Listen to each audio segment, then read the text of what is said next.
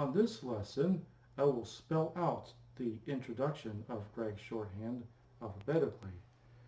We will encounter various principles of the system, as well as some commonly used short forms and phrases, of which I will cover in greater detail in subsequent videos tailored to each of the principles of Gregg Shorthand. We will begin our lesson with the letter A, which is usually represented by the large circle.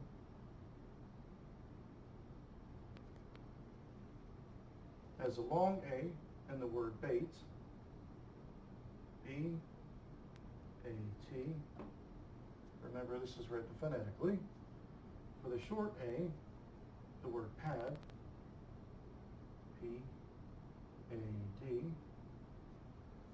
By itself, the large circle stands for the short form I, or for the word I. After a street name, the large circle stands for the word avenue. So if we write Smith Avenue,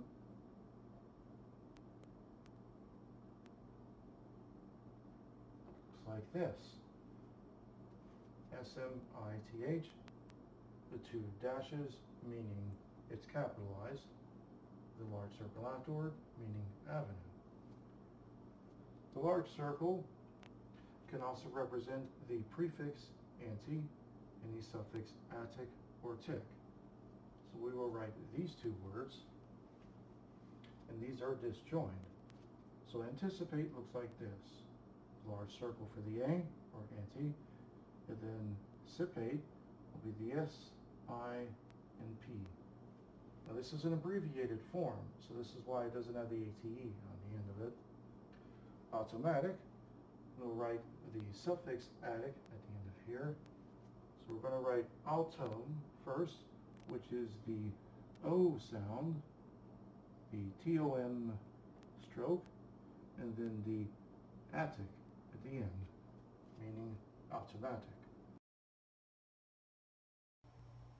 The letter B, by itself, can stand for the short forms be, but, by, and by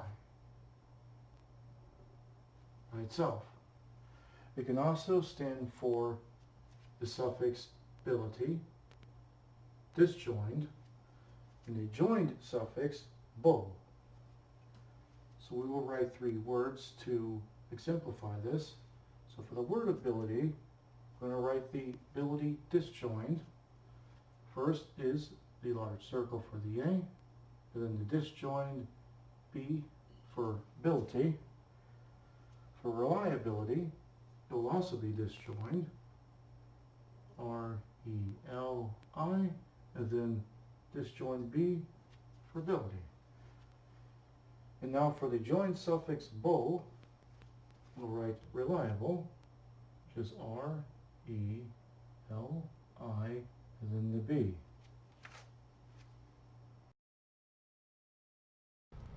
The next letter is C, and it's an interesting letter because it can stand for either the K sound or the S sound, being that we're writing a Gregg Shorthand, it will be written phonetically. So the word cake has two K sounds. Using just the K, it would be K-A-K for the word cake. The ending or suffix city uses the letter S, disjoined. So if we write the word capacity, it looks like this. It is the K-A-P, and then the S disjoined for capacity. For the prefix center, we will use the S and the N together, S, N. And if we were to write the word central, it would look like this. S, N, disjoined, and then the L for central. The K can also stand for the joined prefixes con and cown. So we will start with writing concentration, and this also has the center in there too. So it's going to look like this. It's going to be the K, the S and the N, then the shun, concentration. And for the word council, for C-O-U-N, it's the joined K, the S, E, and L for council. And the word control, we'll be using a disjoined prefix for the K, disjoined K for the contra sound, and then the L, the word control.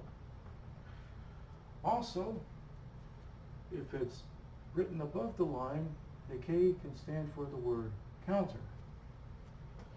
It can also stand for the word encounter if you put an N in front of it, and then counter. The K stroke by itself, disjoined, can also mean the suffixes ical, acl, or ical, seemingly the same pronunciations. So for the word physical, we'll write F-I-S, and then the disjoined K for the ical at the end of this word. For elliptical, it is E-L-E-P-T, and then the disjoined K for the ical at the end. Pinnacle is P-I-N, and then the disjoined K for the A-C-L-E, ackle sound at the end. And finally, popsicle is going to be P-O-P-S,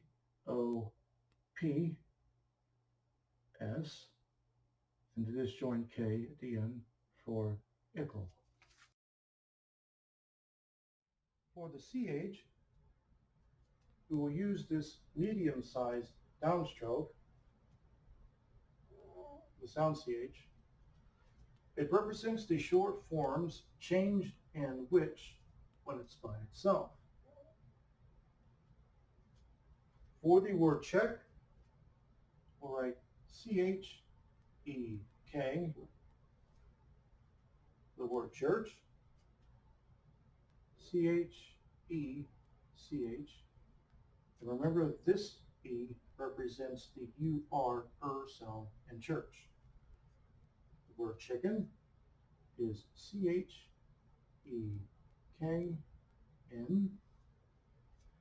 And the word kitchen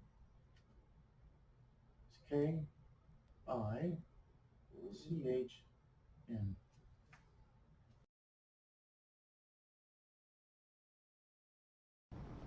For the letter D, we will use this medium-sized diagonal upstroke.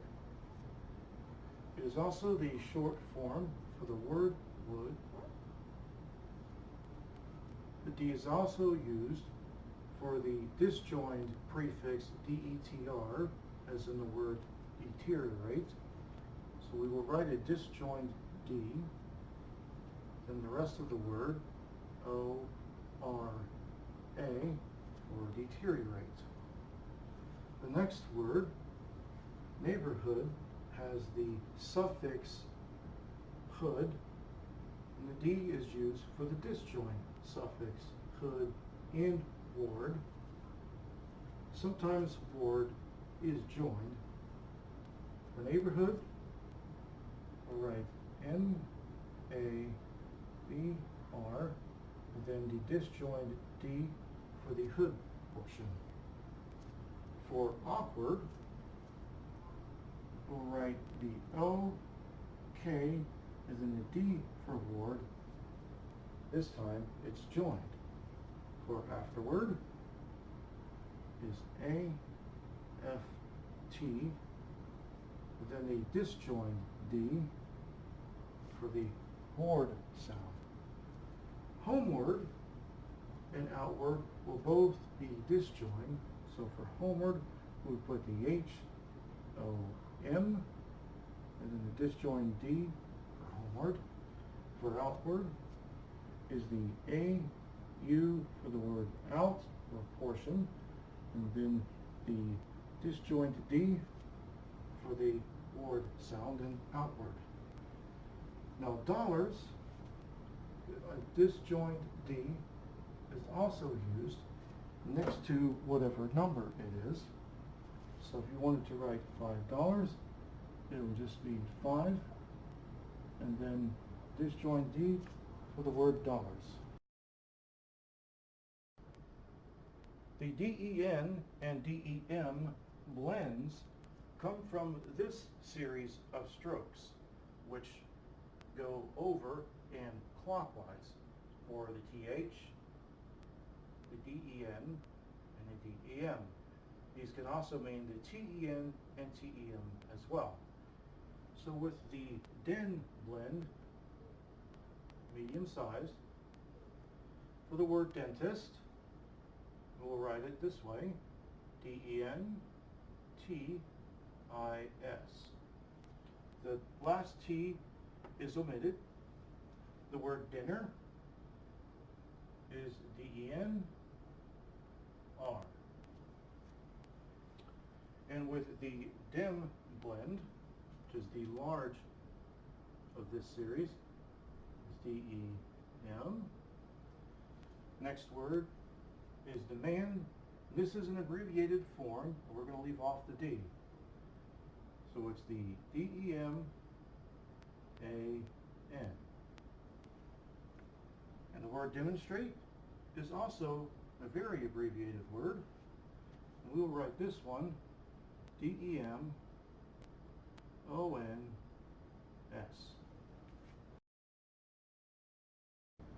Next is the letter E, which is represented by the small circle and stands for long E, short E, and short I. It also represents the word he in the short form. For long E, we will write the word eat, which is simply E-T.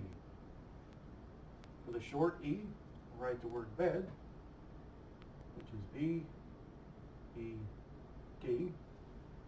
For the short I, the word pick, P-I-K. The small circle also stands for the joined suffix ly.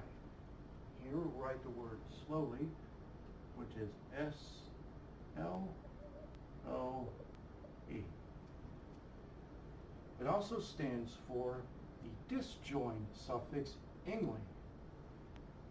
So we write the word knowingly, which is just N-O, then a separate E, meaning ingly. The small circle also stands for the disjoint prefix INKL, or the NCLA sound. And here, we'll write the word include, which is the small circle E, standing for NCLA. The vowel is understood, and now we just need the letter D.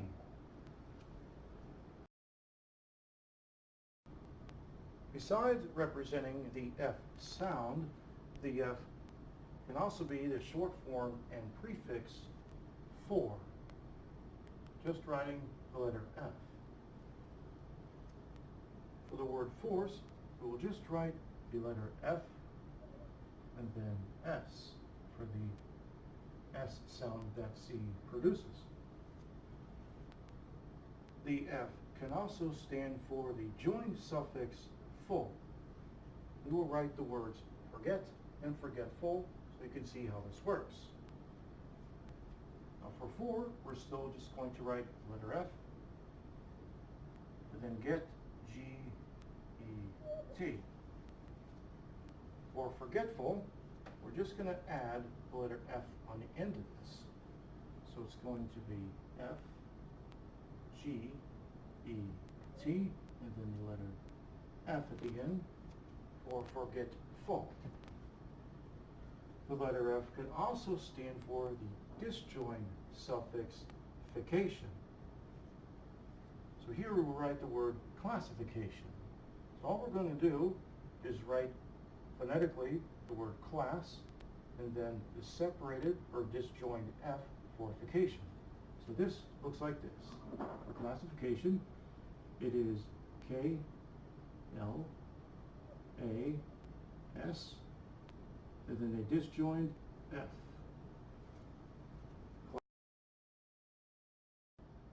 The letter G is the largest in these series of clockwise strokes. It also represents the G sound as in good and go and God, and never the J sound as in gender or genius. The G can stand for the short forms go and good, just written by itself. It can represent the word God if you capitalize it by putting 2 ticks below the outline. The G also stands for the disjoint prefix grand, which is written above the rest of the word. So grandmother is written like this, with the G above and mother below, which is M-U-T-H. The ER is understood. The G can also stand for the disjoint suffix graph, which is written below the rest of the word. So for para, we're just going to write a P. For graph, just the disjoint G right underneath it. The letter G in phrases represents the word ground. And we will write the phrase on the ground. We will omit the word the. So we're just going to basically write on ground, which is O-N, and then the G representing the word ground. For the letter H, the dot is used. So for the word hot, we'll just write the H-O-T. For hotel, write H-O-T-E-L.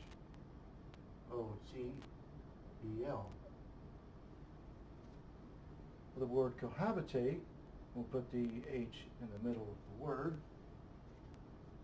So this is the K sound, the O, the A, the B, T, A, and the H above the A, and cohabitate. For the letter I, there are 2 sounds and 2 signs. For the long I, we'll use the large circle with a line coming down in it. And for the short I, we will use a small circle. For the word fight, we'll write phonetically F-I-T.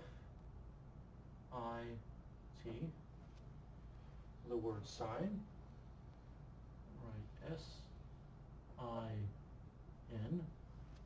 The word Y is a short form, and we just use the long I for that. For the words hit and miss being a short I, we use the small circle. So for miss is M-I-S, and hit is H-I-T.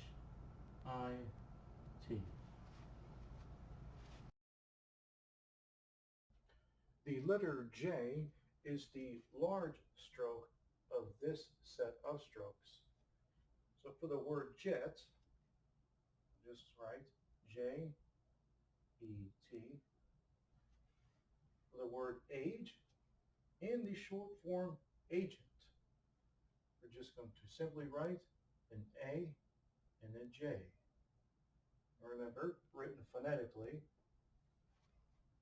For the word genius, we're going to write the J, E, N, U, S. For the word jump, the U is understood here, so we're just going to write the J, M, P.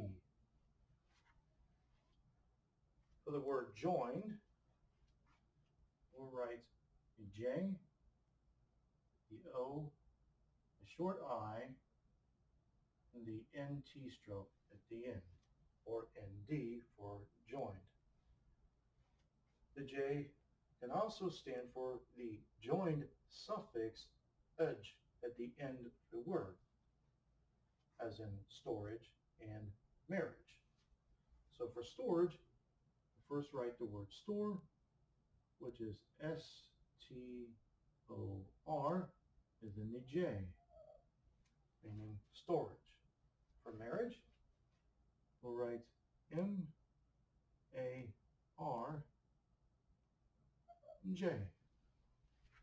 for the A-G-E at the end. The letter K is the medium-sized stroke that is written clockwise. So for the word key, we'll write the K and E. For trick, T-R, short I-K. For the word bucket, letter B, U-K-E-T.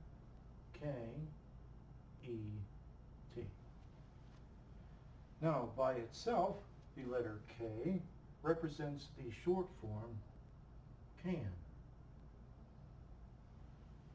like can be or I cannot. The letter K also represents the prefixes and suffixes that we mentioned earlier in this lesson for the letter C. Yay, a little old school here, looking like a chalkboard. But for the letter L, it is the large stroke that goes counterclockwise in this set of strokes. So the letter L will stand for the short forms will and well.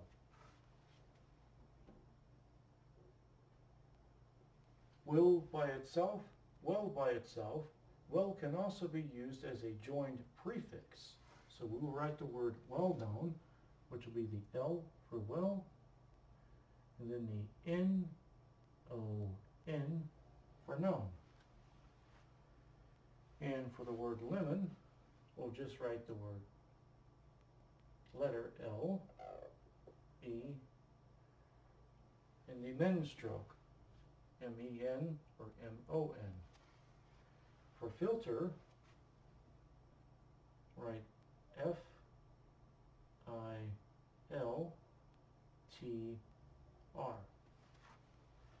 And for the word mill, it will be simply M-I-L. The letter L can also stand for the joined suffix less. So the word needless will look like this. N-E-D-L.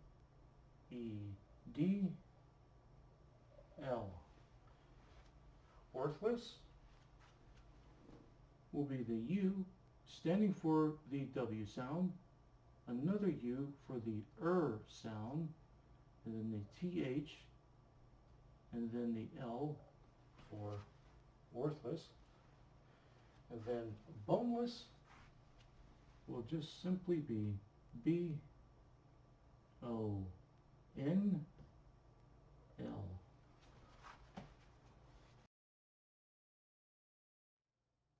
The L can also represent the disjoint suffix lity, like in the words reality, facility, and utility.